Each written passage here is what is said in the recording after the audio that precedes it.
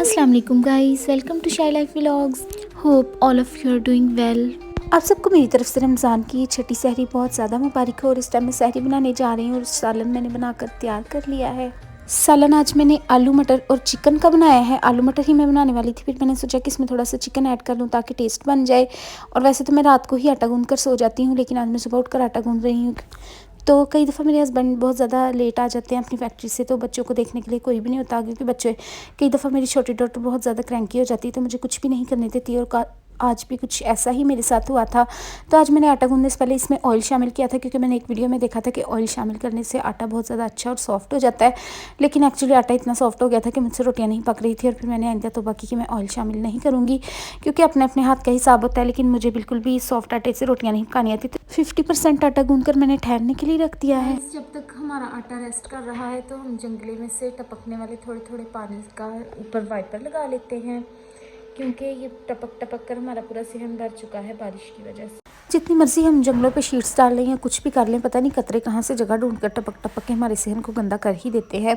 ये जो हम आप लोग को सामने एक कमरा नज़र आ रहा है जिसमें स्लाइड पड़ी है, ये हमने न्यू बनाया है। हमारे आटे ने मेरे वाइपर लगाने तक 5 मिनट रेस्ट कर लिया। और रेस्ट करने के बाद आटा दोबारा से हम थोड़ा सा गूँथते हैं ना, तो बहुत ही अच्छा सा सॉफ्ट सा हो जाता है, यानी कि मुलायम हो जाता है। तो इसी तरह से मैं हमेशा इसी तरीके से ही आटा गूँथती हूँ। लेकिन कुछ लोग कहते हैं कि ऐसे आटा गूँधने से आटा फूल जाता है, रोटियां प्यारी नहीं पकती। लेकिन मैं तो जब एक दफ़ा मैं सारा आटा गूँध कर रोटियां पकाती हूँ, तो तब मुझसे अच्छी नहीं पकती, लेकिन आमतौर पे पक जाती हैं। तो यहाँ पर मैंने आटा मेरा तकरीबन हो चुका था, तो मैंने आटे को रेस्ट करने के लिए फ्रिज में रख दिया है। इस वक्त वो आटा 5 मिनट के लिए विसम रहा है, क्योंकि बचपन में मेरी मामा कहती थी कि आटा मैंने विसमेगा तो फिर ही अच्छी रोटी पकेगी। तो इसकी मुझे उर्दू नहीं आती, इंग्लिश आती है कि जस्ट रेस्ट कर रहा है। मैंने सोचा चलो बाहर आके आप लोग को थोड़ी सी बारिश दिखा दी जाए, क्योंकि बाहर बहुत ज़्यादा तेज़ बारिश हो रही है। बारिश बहुत ज़्यादा अच्छी भी बात है, क्योंकि पहले बच्चों के बहुत ज़्यादा गले ख़राब हो रहे थे। बारिश पड़ी है तो उससे कुछ अच्छा हो जाएगा, ऐसा मैंने सुना था, लेकिन मुझे तो कुछ इस बारे में आइडिया नहीं है।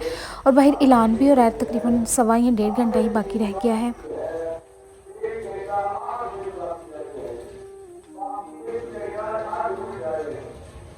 तो वैसे तो जस्ट मैं और मेरे हस्बैंड के ही रोज़ा रखने के लिए रोटियां पकानी होती है, लेकिन मुझे थोड़ी ज़्यादा रोटियां डेली बनानी पड़ती हैं, क्योंकि मेरे हस्बैंड की फैक्ट्री में कुछ वर्कर हैं जो दूर गांव से आए हुए हैं, तो उनके लिए मैं बनाकर भेज देती हूँ। वैसे तो वो बाज़ार से ही खाना खाते हैं, लेकिन शहरी में मैं इसलिए भेज देती हूँ चलो रोज़ा रखने के टाइम उनको घर की बनी हुई रोटी मिल जाए। ऐसे मेरे हस्बैंड ने मुझे कहा है कि चलो इसका भी मुझे सवाब ही हो जाएगा। तो आपसे बातें करते करते पेड़े मेरे बनकर बिल्कुल तैयार हो चुके हैं। गाइस, सहरी के टाइम हमारी गैस चली जाती है, जैसे ही रोटियां पकाने का टाइम होता है तो गैस गायब हो जाती है। तो इस वजह से मुझे सिलेंडर पे ही रोटियां पकानी पड़ती हैं। और आप लोग देख सकते हैं कि नरम आटा होने की वजह से रोटियां बिल्कुल ख़राब हो के जा रही हैं। और उसके बाद जब भी इंसान को थोड़ी सी ज़्यादा जल्दी होती है, क्योंकि जस्ट 1 घंटा ही बाकी रह गया, तो देखिए मेरी रोटियां किस तरह जल रही हैं।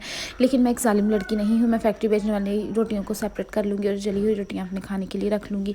तो अपनी तारीफ इंसान को कभी कभी खुद ही कर लेनी चाहिए। तो रोटियाँ कभी जल रही थी और कभी ख़राब हो रही थी, बस इसी तरह कुछ हो रहा था। वैसे भी आप लोग जानते हैं कि सिलेंडर पे इंसान जब रोटियां पकाता है तो वो इतनी अच्छी नहीं पकती। और यहाँ तो रोटी टूट ही गई है, हद हो गई है, रोटी तो बिल्कुल भी देखने के काबिल नहीं। इसको तो ये मुझे खुद ही खाना पड़ेगा। रोटियां पकाते पकाते तकरीबन जस्ट आधा घंटा रह गया, तो खाना भी लेने के लिए वो आ गए थे। फिर मैंने जल्दी जल्दी से उनको खाना डाल दिया। तो मैंने सोचा कि अब इतने से टाइम में हम भी खा लें, क्योंकि ज़्यादा ही कभी कभी लेट हो जाता है और पता ही नहीं चलता। जिस दिन इंसान पूरी रात जागा रहे उस दिन और भी ज़्यादा लेट हो जाता है। तो मैंने उनका खाना ट्रेज़ में रख के जल्दी से रेडी कर दिया। और इस वक्त अपने हस्बैंड को खाना देने जा रही हूँ, क्योंकि वो मुझे कह रहे थे कि ये ना हो कि सहरी का टाइम खत्म हो जाए तो मुझे खाना ही ना दो। तो यहाँ पे फाइनली मैंने उनको खाना दे दिया। और मैंने आज दिल कर रहा था कि मैं साथ में चाय पीऊँ, इसलिए हस्बैंड को खाना दे के मैंने चाय ऊपर रख दी है। चाय हमारी पककर तैयार है। जैसा कि आप लोग जानते हैं कि हमेशा जब भी मैं कोई खाना वगैरह बनाती हूँ तो मैं आप लोगों के साथ शेयर करके खाती हूँ। लेकिन मैंने ऐसे जैसे बाइट बनाई तो मुझे याद है कि पहले मुझे पानी पी लेना चाहिए, क्योंकि मुझे प्यास भी लग रही थी। रोटियां पका के चूल्हे के पास खड़े होकर मुझे गर्मी लगना स्टार्ट हो गई थी। वैसे तो इतना गर्मी का मौसम नहीं है, तो मेरे हस्बैंड भी जल्दी जल्दी खा रहे हैं, क्योंकि टाइम बहुत ही ज़्यादा कम रह चुका था। मुझे ध्यान नहीं रहा और मैंने फिजूल बातें करते सारा टाइम पास कर। गाइस, अफ्तारी हैज़ डन। एक्चुअली अफ्तारी हैज़ नॉट डन, क्योंकि आप देख सकते हैं कि मैंने जो अपने लिए चाय बनाई थी वो वैसे ही पड़ी है। और ये रोटी भी, सालन भी थोड़ा ऐसे ही बचा पड़ा है, क्योंकि मुझे ध्यान ही नहीं रहा कि सहरी का टाइम ख़त्म हो गया। और मेरे मुंह में नवाला था और उसने कह दिया कि टाइम ख़त्म हो गया, इसलिए बाय बाय। जब तक अज़ानें वगैरह हो रही थी और मेरे हस्बैंड नमाज पढ़ रहे थे, तो मैंने जल्दी से बर्तन उठाकर अपना सारा किचन क्लियर कर लिया है। और इसके साथ मैं अपना व्लॉग एंड करती हूँ। अगर आप लोग को वीडियो पसंद आई तो लाजमी लाइक करें और मेरे चैनल को सब्सक्राइब करें। मैं आइंदा इससे भी अच्छी वीडियोज़ लेकर आऊँगी। अपना ख्याल रखिएगा। बाय बाय, अल्लाह हाफिज़।